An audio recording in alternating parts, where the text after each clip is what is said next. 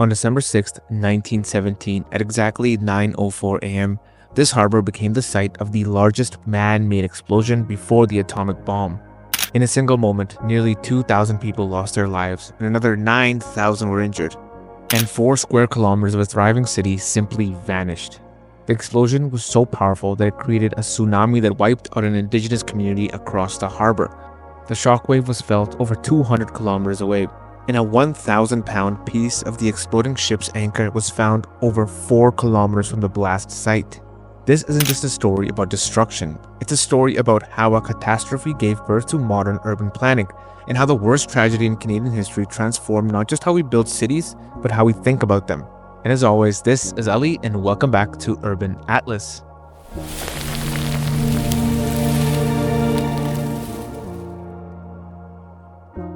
To understand the Halifax explosion, we need to understand Halifax itself. You see, in 1917, Halifax wasn't just any port city. It was one of the most strategic harbors in the British Empire during World War I. Deep, ice-free, and perfectly positioned on the eastern seaboard, ships carrying troops, munitions, and supplies would gather here before making the dangerous journey to Europe. The city itself had grown organically around the harbor since its inception. But by 1917, about 50,000 people lived in Halifax proper, with working-class neighborhoods cluttered in the north end, closer to the shipyard and factories, while the wealthy residents lived on the slopes of Citadel Hill. Richmond, in the north end, was a dense working-class district. Shipyard workers, longshoremen, and factory employees lived in tightly packed wooden houses, many just a short walk from the harbor where they worked. Few building codes existed, and urban planning as we know it was in its infancy.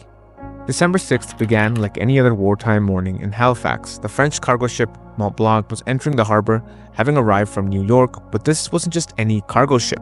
This cargo ship, the SS Mont Blanc, carried over 200 tons of TNT. In simple terms, it was essentially a floating bomb, the most explosive vessel that had ever entered Halifax harbor.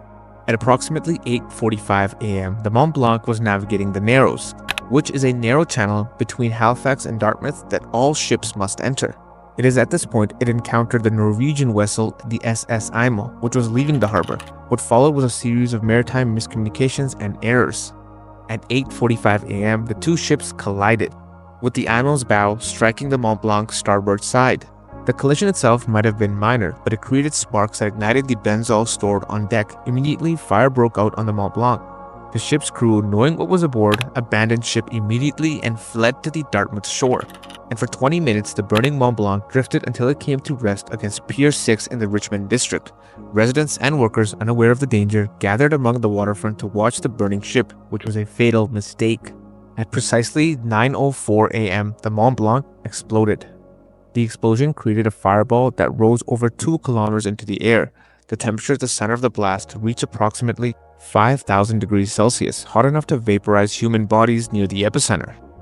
Within a 1.6 kilometer radius, all structures suffered severe damage. The pressure wave was so powerful that it created a temporary vacuum that imploded buildings even before the blast hit them.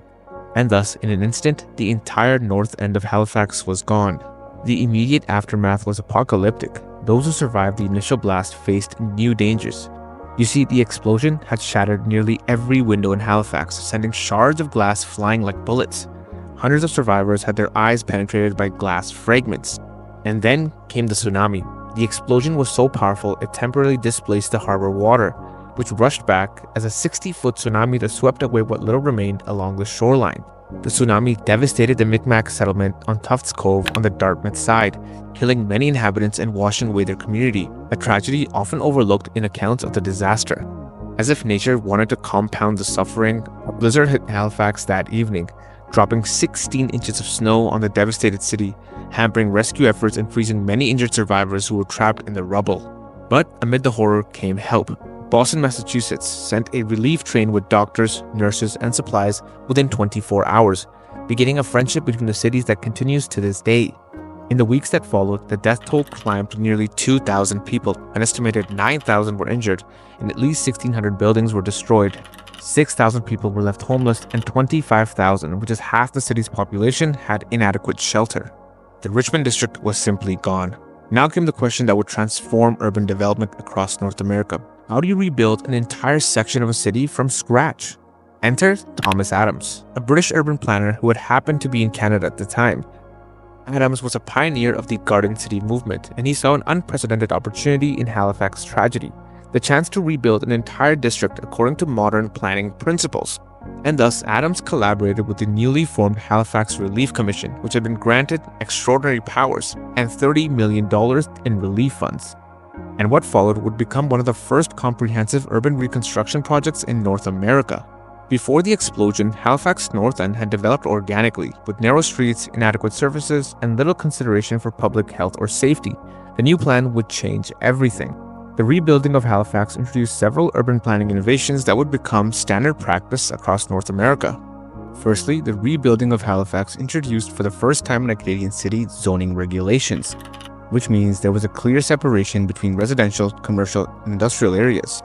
Secondly, new building codes required fireproof materials, proper foundations, and adequate ventilations. These were all lacking in pre-explosion Halifax.